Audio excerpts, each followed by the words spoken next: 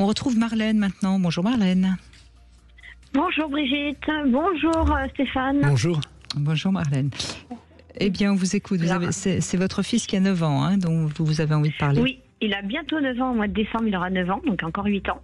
Et il est TDAH, donc on a pu diagnostiquer son TDAH à l'âge de 5 ans et demi quand il est rentré en CP. Mais pour moi, c'était déjà du acquis avant de passer les tests. Hein, dans le sens où il y a eu déjà de nombreux problèmes. J'appelle ça problème à l'école, de manque de concentration, de savoir tout simplement. Non, manque de savoir par rapport à l'équipe enseignante. Et donc en fait, depuis la première année où il est rentré en maternelle, ça a été l'enfant détesté. Ça a été l'enfant qui obéissait pas, l'enfant qui passait tout le temps son temps chez la directrice. C'est toujours très désagréable de dire j'ai été obligée de le mettre chez la directrice. Donc c'est simple, à la fin je l'ai laissé à la garderie pour pas avoir le retour négatif devant l'enfant de la maîtresse. Ou alors je me cachais derrière un parent pour faire coucou, je suis là, hop, je le prenais et je m'en allais. Mais je voulais plus que la maîtresse me dise tout ce qu'il avait fait devant lui de mal. Parce qu'en fait il était puni plusieurs fois. Et moi aussi j'étais punie en fait. Mmh. Ça a été une période très très dure. Et aujourd'hui, ça va mieux? Vous arrivez à gérer? Maintenant, je suis tombée dans une école excellente qui a su donc, dès le début, j'ai été voir le corps enseignant. C'est fait première année de CP, j'ai été voir le corps enseignant début septembre pour expliquer que je sais qu'il y aura des problèmes avec mon fils, je sais qu'il rentre pas dans le moule. Je pense qu'il faut faire des examens, mais jusqu'à présent, on n'avait pas le droit de le faire. Il y a eu le Covid, tout ça. Il fallait attendre qu'il rentre en 6e, en CP, bon, tout ça. Donc, j'ai dit, je vais le faire, il n'y a pas de problème. Mais ne le stigmatisez pas. Je pense qu'il y a quelque chose. Donc, la maîtresse, je tombais sur un peu une dame de l'ancienne époque, qui criait beaucoup, qui était stigmatisée, la pire enseignante des CP. Dans une école privée. Et en fait, ça s'est avéré très dur pour lui la première année de CP parce que elle lui en a fait baver. Il lui en a fait baver parce que ça a été très dur. Il savait pas tenir en place. Elle a essayé de mettre des protocoles qui ont été très très durs de mettre en place pour lui parce qu'il n'arrivait pas à se concentrer. Et deuxième année de CP, fantastique parce que le protocole a été mis en place en juin de l'année d'avant, donc avec cette maîtresse, et en 15 jours de temps, ça a été un autre enfant. Donc on a été obligé de le médicamenter. Et dès qu'il a reçu la première fois de la Ritaline, au début on a commencé par un 10 mg, ça dure 3 heures, c'était pas DLP. Et le petit, il nous a dit maman, pourquoi ça dure pas plus longtemps? On m'a dit que j'étais gentille. Donc ça a été... Oui, on entend bien sûr votre émotion, Marlène. Ça vous remémorez tous ces moments difficiles que vous avez traversés. Stéphane Clerget, qu'est-ce que vous avez envie de dire déjà à Marlène? Qu'effectivement, les enfants qui ont un déficit attentionnel avec hyperactivité ont souvent une vie difficile, mais les parents de ces enfants-là aussi, parce que c'est difficile pour l'enfant à l'école, mais c'est aussi difficile à la maison. Pour les parents, c'est compliqué d'accompagner un enfant qui a ces symptômes-là. Et du coup, il y a parfois, de la part des parents, effectivement, des réactions de colère, de sévérité qui n'arrangent rien, malheureusement, et qui font que culpabiliser les parents et stresser l'enfant. Donc c'est important qu'il puisse y avoir à la fois un accompagnement de l'enfant et un accompagnement des parents. Là, c'est vrai que le sujet aujourd'hui, c'est l'hypersensibilité, mais il y a beaucoup de points communs entre un enfant hyperactif parce qu'il a un déficit de l'attention et un enfant hypersensible. Dans cette hyperréactivité, justement, l'enfant hypersensible peut aussi réagir de manière extrêmement vive aux stimulations de toutes sortes, et notamment aux stimulations qui existent en classe, parce qu'en classe, les enfants sont très stimulés par la présence des autres enfants notamment, et ils peuvent réagir comme ça de manière inadapté, et donc c'est pénible pour l'entourage. Et donc, que l'enfant a un déficit attentionnel ou pas, c'est important d'être, au contraire, quand on a en charge ces enfants-là à l'école ou ailleurs, de pouvoir un peu les isoler et d'être le plus apaisant possible et compréhensif et bienveillant avec eux. Et aujourd'hui, Marlène, ça va? Il est...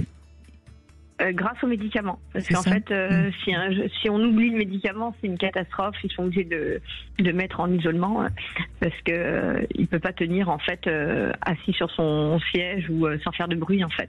Il va distraire toute la classe. Et nous à la maison, on lui donne que les jours d'école le médicament. Ou ça peut m'arriver de lui donner quand il va au sport. Comme un centre de loisirs, parce que sinon il n'est pas dans le jeu avec tout le monde. Il va tout de suite taper quelqu'un ou il va se créer des punitions. Donc si on lui donne le médicament, il arrive à se concentrer un peu plus. Donc dès qu'il est quand il y a du monde autour de lui en fait, il a du mal à être en connectivité avec les autres en fait. Je sais pas comment on dit ça, mais même à la maison, nous on gère dans le sens où on a l'habitude maintenant. Ça peut arriver de crier ou de. Et je sais que c'est pas la bonne. Il est fils unique, Marlène? Non. Il y a une grande sœur de 1 an de plus que lui et ça se passe pas super bien parce que elle le stigmatise énormément. Et elle lui dit que elle trouve qu'on en fait trop pour lui, évidemment. C'est difficile, oui. C'est toujours. Oui, elle a qu'1 an de plus. Oui, c'est toujours le problème. Refusé. Elle l'a refusé dès la naissance en fait. Toute petite, malgré que je faisais toucher mon ventre, je faisais plein de choses pour essayer parce qu'elle avait que 6 mois quand je suis tombée enceinte. Donc je l'ai toujours portée. Elle a marché 15 jours avant la naissance. Donc c'était encore un bébé.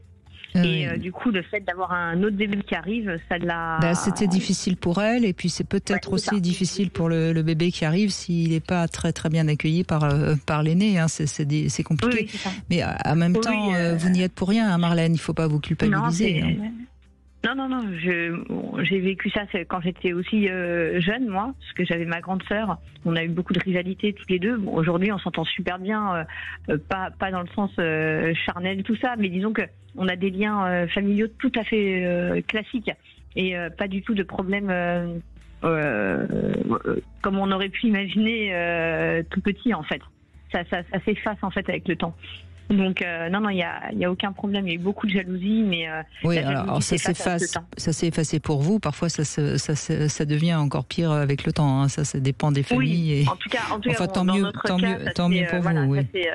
Oui, on s'en est bien sorti, on va dire.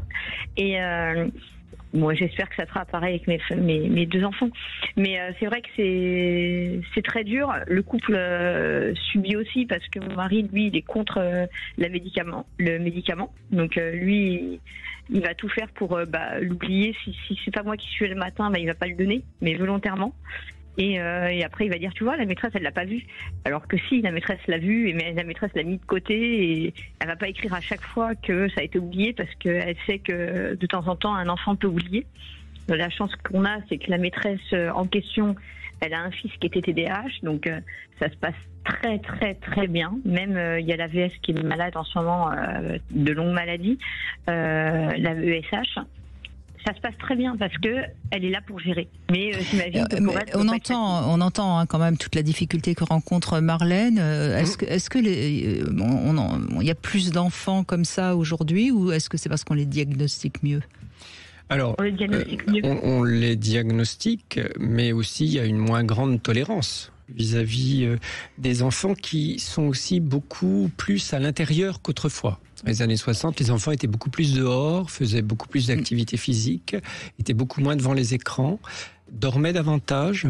Il y avait une hygiène finalement de vie meilleure. Il y avait une hygiène de vie très différente, parce que c'est des enfants, s'ils ont la possibilité de jouer beaucoup plus à l'extérieur, souvent sont plus apaisés. Plus calmes, je ne parle pas pour sûr. cet enfant en particulier. Non, bien sûr, c'est une règle générale. Il y a aussi beaucoup d'erreurs de diagnostic. C'est-à-dire qu'il y a des enfants, ils sont vus une fois, ça y est, le diagnostic de TDAH est mis et on met un traitement. J'ai vu un enfant comme ça qui a été diagnostiqué diagnostiqué TDAH parce qu'il il avait beaucoup de mal à se concentrer. Enfin, c'était une jeune fille. Et en fait, on a découvert qu'elle était simplement en grand manque de fer et que le grand manque de fer entraîne une baisse de la concentration et qu'il a suffi de lui donner du fer pour qu'elle puisse être concentrée. Elle est en manque de fer depuis un certain temps. Donc, il y a beaucoup de faux diagnostics et quelqu'un qui pose ce diagnostic-là après juste une consultation, c'est pas très sérieux. Donc il faut éliminer toutes les causes qui donnent des problèmes de concentration et de l'agitation, comme l'hypersensibilité, comme l'anxiété, comme la dépression. Bref, il faut, avant de poser ce diagnostic, vraiment éliminer. Ou des problèmes familiaux. Ou des problèmes familiaux qui sûr. peuvent effectivement aussi être corrigés. Voilà, donc c'est vraiment un diagnostic d'élimination, surtout s'il implique un traitement. Moi, je comprends qu'on lui donne un médicament si effectivement l'enfant est apaisé, mais je comprends que ça gêne le papa. On n'a pas forcément envie que son petit prenne des amphétamines si jeune. Donc le traitement qui lui permet de s'intégrer à l'école et d'apprendre très bien, mais à côté de ça, il faut quand même faire une psychothérapie et permettre à l'enfant de s'exprimer et d'essayer de trouver éventuellement des causes émotionnelles curables qu'on peut soigner, parce que le médicament ne guérit pas malheureusement, hein, ça atténue les symptômes. C'est vrai que ça rend moins... moi je l'ai essayé sur moi, c'est vrai que ça donne beaucoup d'allant, ça nous robotise un petit peu, hein. Faut le savoir, on ressent moins les choses. Mais bon, c'est vrai que ça peut avoir une efficacité remarquable. Et si ça permet à l'enfant d'éviter d'être rejeté, tant mieux. Mais il faut continuer de travailler d'une autre manière avec cet enfant pour l'aider à mieux réguler ses émotions. Voilà, donc ça c'est le message que vous avez entendu, Marlène, et que vous allez évidemment, avec votre compagnon, essayer de suivre. On fait une petite pause, on se retrouve dans un instant. Et puis vous pouvez vous aussi témoigner, 0826 300 300, à tout de suite. 14h-16h, Brigitte Lahaie, Sud Radio.